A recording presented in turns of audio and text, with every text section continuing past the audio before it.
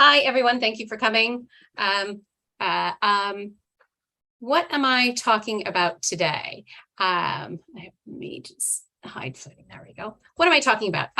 First of all, I want to talk about you as researchers telling your story, not only as sort of a, writing up an article, but in illustrating it in a way that helps your story be much more impactful and meaningful to the people who are reading it.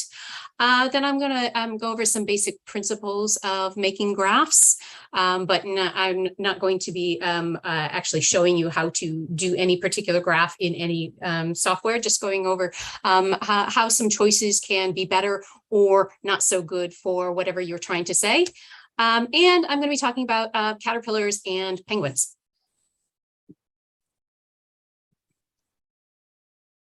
So why are good plots important? If you think about your research as a story, then you can sort of think about how stories are told. And a lot of stories we remember so vividly because they are illustrated so well. So like a good children's book or a graphic novel, we may remember the story so well because of the visuals that go along with it. And these pictures that are illustrating the author's intent really help us to understand what they're trying to say so much better than a simple description could do. So for example, The Very Hungry Caterpillar, I'm going to sort of be using that as a motivating book. Eric Carle could have written a very boring book. Literally, the plot of The Very Hungry Caterpillar is a caterpillar eats a lot of food, forms a cocoon, and transforms into a butterfly. That's literally the plot of the book. But that one line description of that book really does not give you the whole picture of what's going on in that story. He could have given a bit more detail. So he could have said something like a caterpillar in its journey to become a butterfly ate 6 different types of fruit, 1 type of vegetable, 1 dairy, a couple types of meat, and 5 delicious carbohydrates. And this is sort of where our research, when we're talking about our statistics and things, often sits, where we're sort of detailing these quantitative things. And it's not that interesting, but it is detailed. But what makes this book so interesting and so beloved is the way that the author illustrated the story. He provided these visuals that go along with this very simple progression of the story that really makes an impact and makes us remember it so well. These pictures are so important to telling a story. They illustrate ideas in an interesting and engaging way. These pictures that go along with the narrative are much more impactful than the simple narrative itself for the particular point you want to make. So if you think of your study as a narrative, it has a purpose. You obviously had thought about this idea and thought it was worth pursuing. It has some sort of flow. So you came up with this idea, you designed a study, you collected some data, and then you are gathering some information from that data, and you're presenting it. And that flow, it deserves the beauty of nice pictures if it helps you to tell that story. So some principles for making good graphs. I'm going to rely on a couple of recent articles aimed at sort of different types of researchers, one looking at talking about visualizations to statisticians, and one talking about visualizations in epidemiology. But they both end up sort of coming to the same conclusions. There are a few general guidelines that maybe we should keep in mind when we're choosing to make a graph or a plot or some sort of visualization in our research. And they are showing your data, making things simple, using common scales if you want to compare things, making any visual encoding transparent, so knowing what colors or shapes mean, making that very easy and obvious, and choosing types of plots or visualizations that are consistent with those first four principles. So, for example, show the data clearly. Okay, I am a penguin researcher. And part of my research has been going to some various islands in the Antarctic and studying penguins. So I count them and I measure them, I weigh them, and I collect all these data. And I've been doing this for a few years. And I'm ready to start writing up what I found. The first thing I want to do is describe what I saw. What I've done is I want to talk about body mass and how body mass differs across the different species that I saw. And I actually encountered 3 different species in my study. We have the Adelie penguins, the chinstrap, and the Gen 2 penguins. I'm focusing on body mass right now. So here are the mean body masses for the males and females, because we all know that females tend to be a little bit smaller. So we'll separate them out so we can sort of look at sex differences amongst the 3 different species. So we can see here, in general, we have Gen 2 penguins tend to have higher body mass, and males tend to have higher body mass than females. And there's not a lot of difference really between the Adelie and chinstrap species. They look to be about the same. Okay, so yeah, I've described the body mass of the different penguins that I saw. But when we are describing our data, we want more information than just a mean. A mean doesn't actually tell us all that much about all the different observations that we took. Okay, so maybe I should be reporting some sort of variability measure around that as well. So, okay, I'm going to add some error bars. So I've added some error bars, and so these bars represent plus or minus 1 standard deviation. So I have some sort of description of the variability in my data as well. Okay, so that's nice. The thing about this plot, though, is actually it gives you a lot of misleading information. So first of all, I'm trying to describe what I saw. So it means and the variability and stuff. And these bars actually sort of imply that I saw some penguins that have 0 body mass. So these bars go all the way down to 0 on this scale. And I don't think it's actually true that I ever saw a 0 body mass penguin. And that's a teeny tiny penguin, and I think I would have remembered that. So maybe I should be thinking about visualizing this data in a better way that doesn't have the implication that I saw some really tiny microscopic penguins.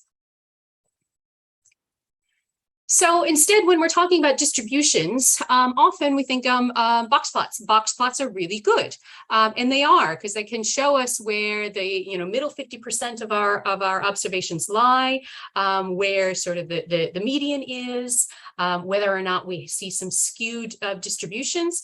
And what we can see in the body mass of my penguins is that it's all pretty symmetric. There's not a lot of evidence of a real skew in any of the species here. And we can still clearly see that the males tend to have higher body mass than the females, and that the Gen 2 penguins in general show a heavier body mass as well. And we get a little bit of information about sort of unusual observations. You can see in the chinstrap species, we have a unusually high one in the males. So this is a much better way of describing the distributions of those of the body mass of those species of penguins that I was researching. Even better, though, is actually showing my data. So here I've got my box plots again.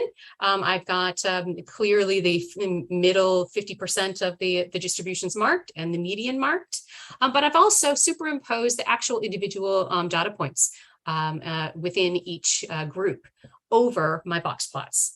And an interesting thing from this is that in the previous box plot here, we saw that we had one unusual point here. Each of these implied was a 1, but actually when you look at the data, it's actually 2 in each of these that are defined as unusual.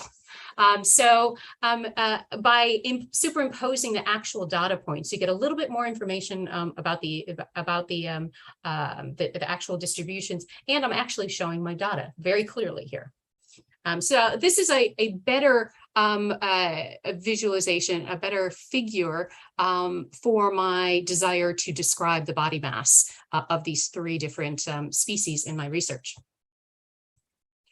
Okay, using simplicity in design.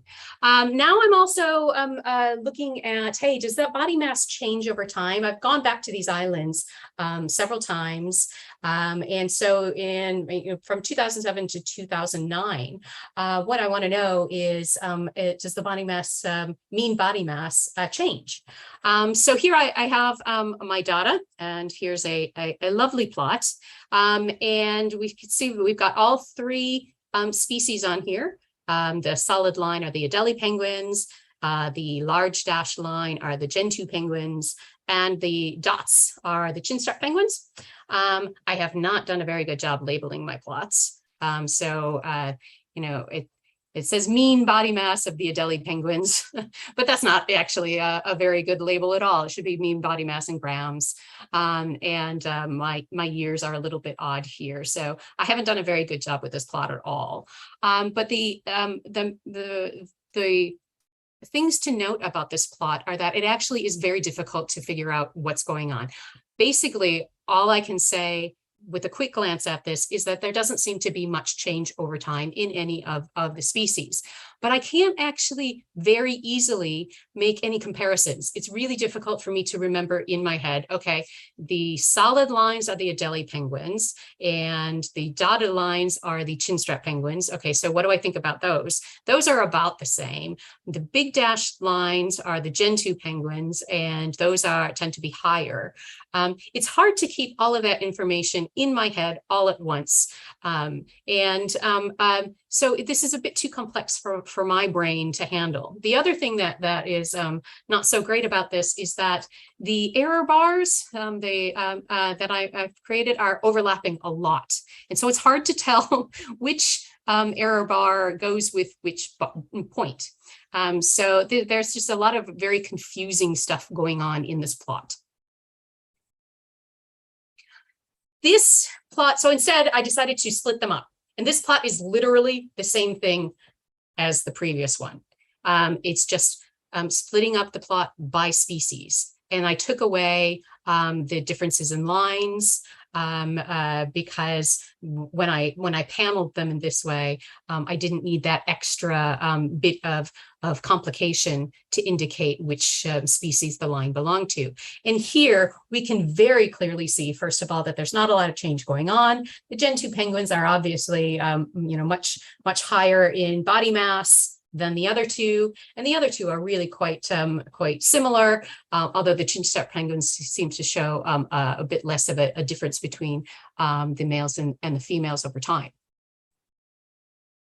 So like literally this is the same information that was in the first one, but simply by splitting up the presentation within each species, it makes it really easy to see things very quickly. Okay, for guidelines number 3 and 4, common scales and easy visual encoding, I'm going to sort of talk about them at the same time. So these are really important in terms of humans. People have limitations on their cognitive resources. If we're reading a paper, we're thinking about the paper, and we probably have some time pressure, so we're not going to be studying and spending a lot of time with things. So we want to make things very easy for people to quickly understand what's going on and not have to think about it too much, because even if we are thinking about things a lot, we can only keep a few things in our head all at once at the same time. So we need to pay attention to how people think and their limitations. So we should make it easy for people to understand the different colors, patterns, or symbols that you might use. And if you are comparing, it's generally a good idea in most cases to keep a common scale. So this is the exact same information presented again, but I have taken away the common scale for body mass. And you can see that everything sort of looks the same in terms of the pattern of differences and change over time, but that really big difference between the Gen 2 penguins and the Adelie and chinstrap penguins is completely erased. I can get there. I can get to that same conclusion if I look very carefully at the y-axes. So you can see that the Gen 2 penguins, their axes go from about 4,250 up to about 6,000 or so. And both of the Adelie and chinstrap ones are at about 4,500. That's their top, the top of their scale. So I can go, oh, okay, so these are actually up here. But it's a lot of work for me to do that. It's much easier if I kept the y-axis the same to make that conclusion. Another interesting thing here is I had allowed the graphing program to choose the scales. I didn't provide it with any information. I just said, hey, you know, make these scales and do it for each one separately. And we kept saying how the Adelie and chinstrap penguins are very similar. And even in this case where we kept seeing the similarity between these two species, they end up with different scales. You can see that the labels are different and the actual range on the y-axis is different, even as similar as they are. This leads to, this is my sort of one recommendation really, is avoid pie charts. Pie charts are actually really difficult for people to make good judgments about. People are really bad at judging angles, and they're really bad at calculating areas and comparing areas. And then with the pie chart, you get both of those at the same time. And so it just leads to a lot of cognitive work for people when they're looking at your plot. So I guarantee you, if you're thinking about making a pie chart, there is a better way to present your information. There is either in a table or in a different kind of plot.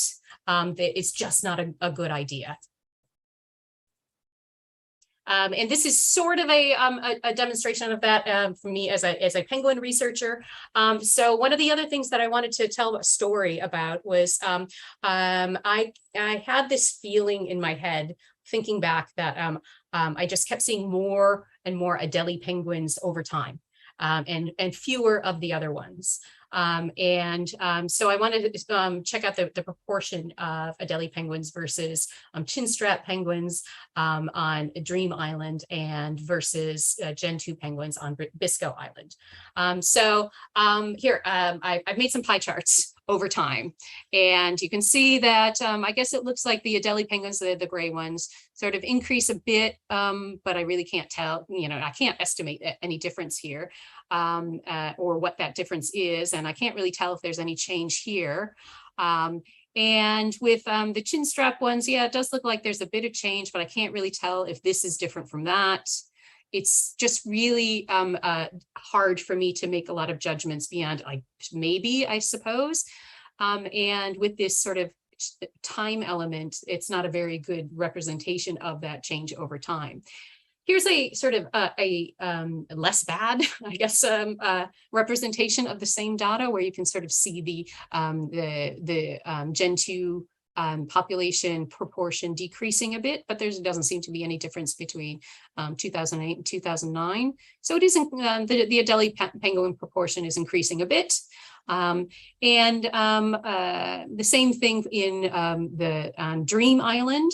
It just has you can compare the change a little bit easier than you can from the pie charts.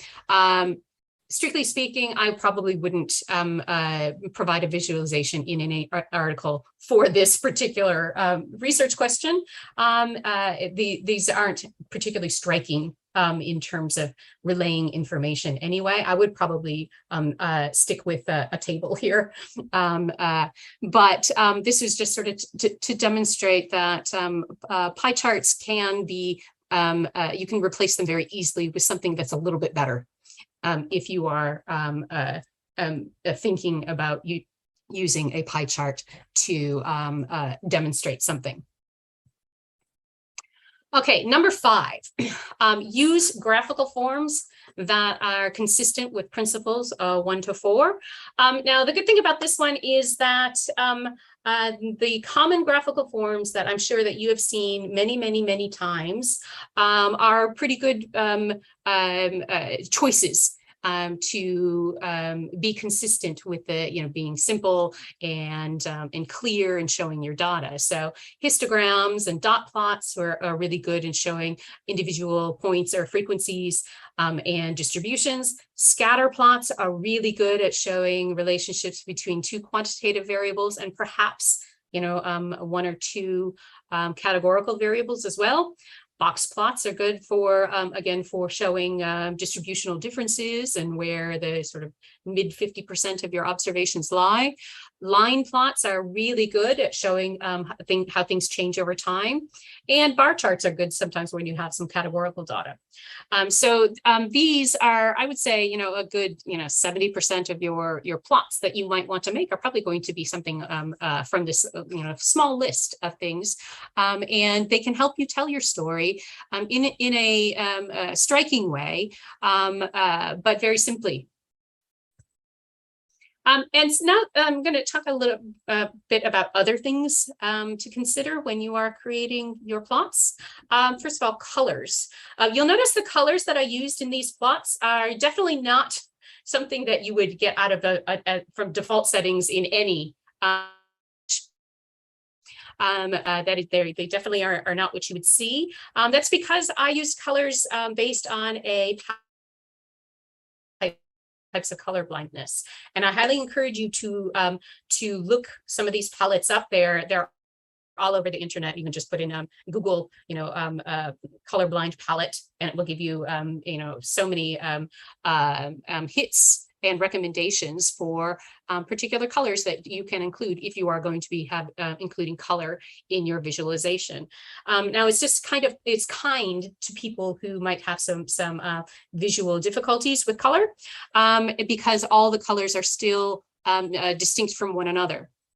So I would encourage you to look at those before deciding on your color palette, just to be kind to those people who might have difficulty distinguishing colors otherwise.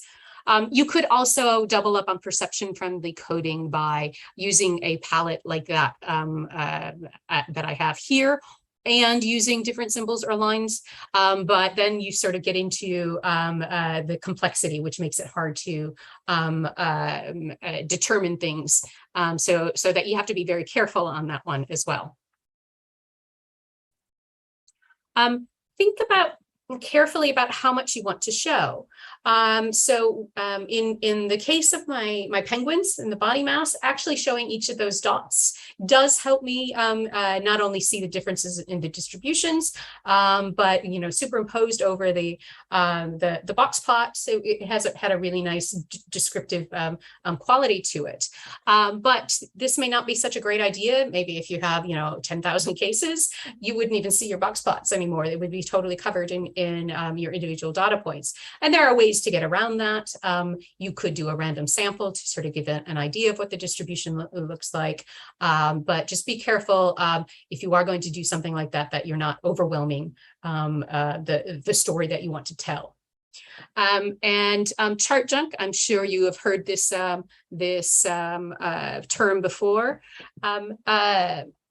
This refers to things that people may put on a plot and include on a visualization that distract more than inform. And so if you have a scatter plot, do you really need labels for 15 data points? Or can that information be conveyed some other way? Grid lines, now, this one is actually a very controversial topic because some people who are experts on data visualization hate them. Some people who are experts on data visualization love them. It really depends on who you talk to. I used to never put grid lines in because I thought they were very distracting. But you notice in the plots that I've shown you today, I did have grid lines, except they were very faint.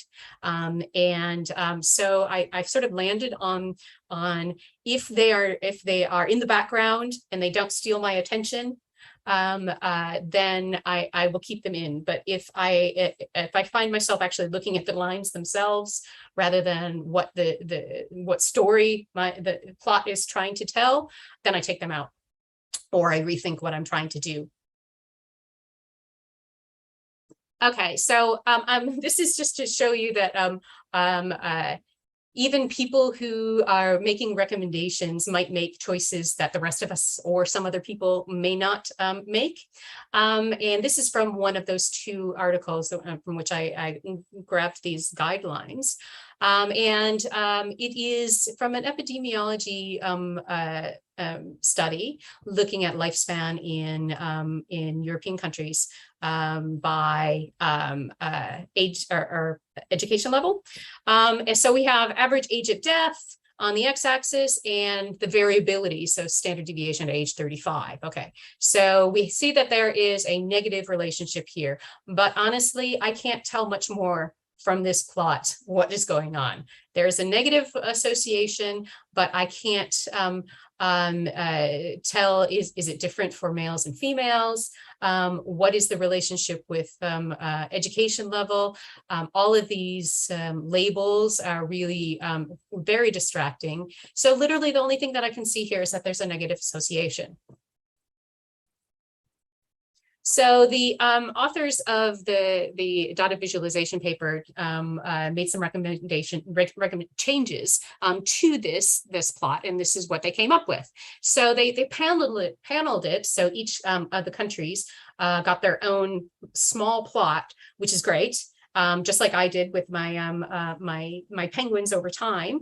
And then they connected the males and the female dots. And so now you can see much more clearly how education level is associated with the lifespan and standard deviation of lifespan.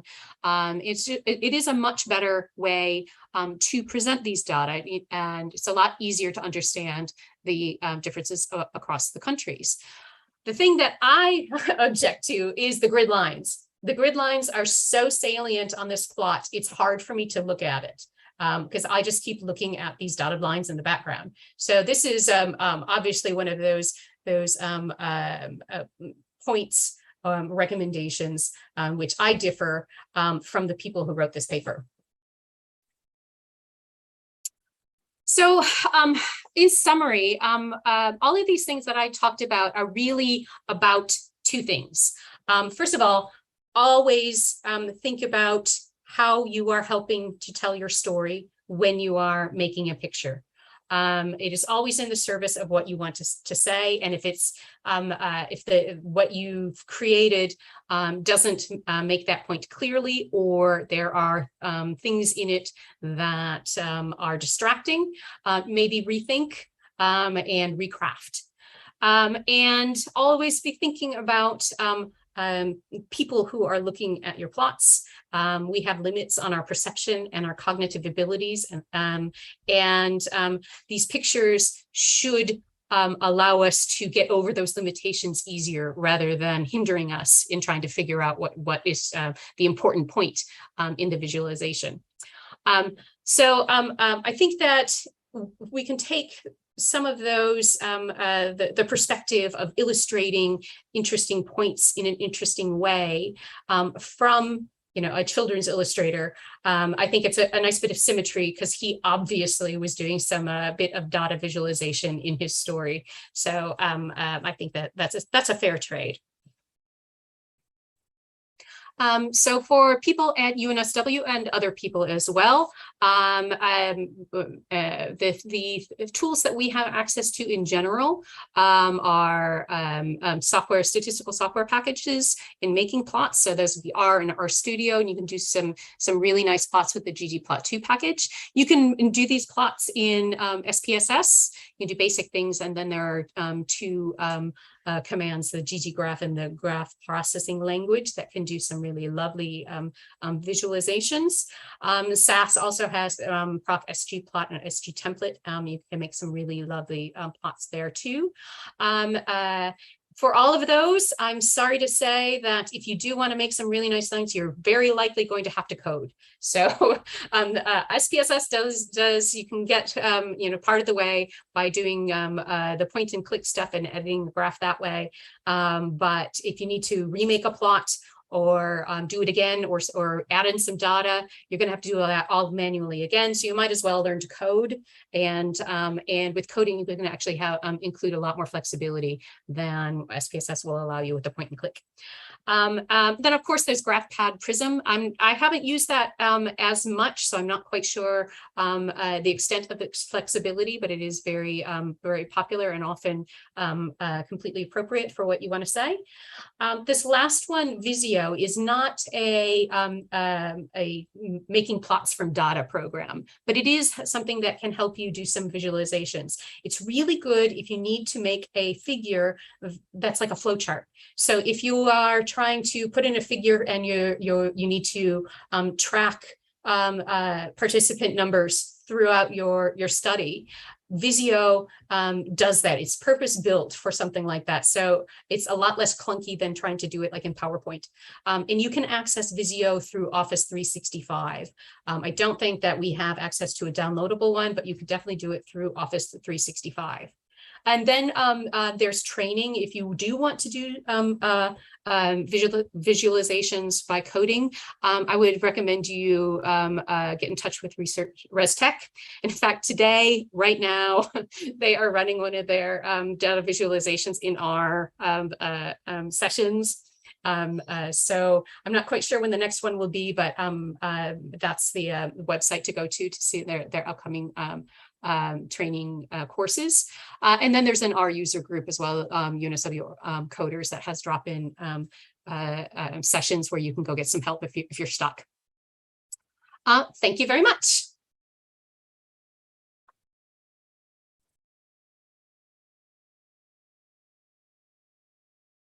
Thank you, Nancy. Beautiful presentation as usual. Do we have any questions from anyone for Nancy?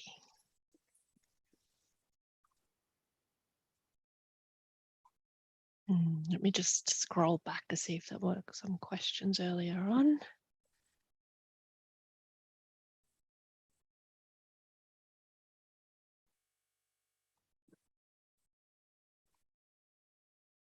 Not much. Lots of people thanking you.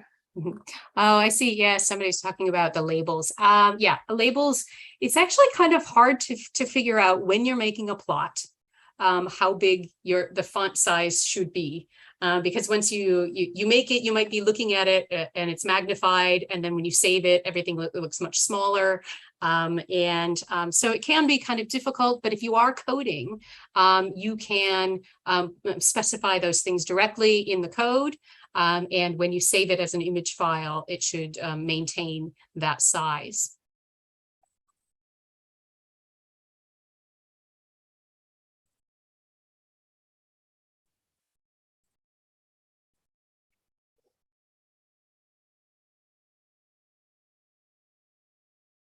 Okay, that might be it for today. Thanks everyone for coming. We'll be here next month, I suppose, with another seminar coming up. We'll see you in the meantime. If you have consultation requests, come hit us up. Bye.